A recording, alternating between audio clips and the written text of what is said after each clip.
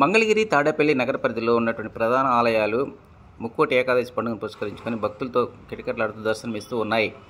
ఇక శ్రీ లక్ష్మీనరసింహస్వామి ఆలయంలో ఈరోజు తెల్లవారుజాము నుంచే భక్తులు పెద్ద సంఖ్యలో స్వామివారిని దర్శించుకోవడానికి క్యూ కట్టారు.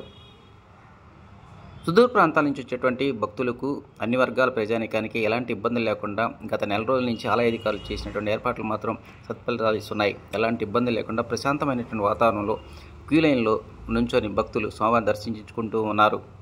రాష్ట్ర డీజీపీ ద్వారకా తిమ్మలరావుతో పాటు పలువురు నాయకులు, ప్రముఖులు ఈరోజు తెల్లవారుజాము నుంచే స్వామివారిని దర్శనం చేసుకున్న వారు ఉన్నారు. ధనుర్మాస శుక్లపక్షంలో వచ్చేటువంటి ఈ ఏకాదశి నాడు 3 కోట్ల మంది దేవతలు భూలోకానికి వచ్చి శ్రీ మహావిష్ణువుని పూజిస్తారని పురాణాలు చెబుతూ ఉన్నాయి. పైనుంచి చూస్తే మాత్రం మంగళగిరి శ్రీ లక్ష్మీనరసింహస్వామి ఆలయ పరిసర ప్రాంతాలు ఎంతో సుందరంగా కనిపిస్తూ ఉన్నాయి.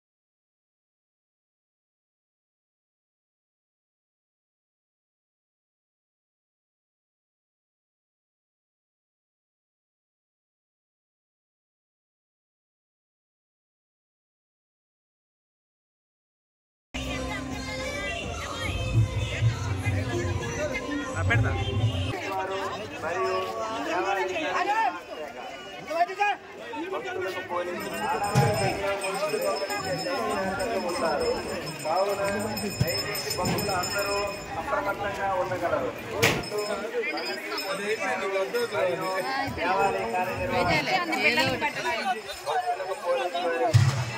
భక్తులు అందరూ ఎటువంటి తోపులాటలు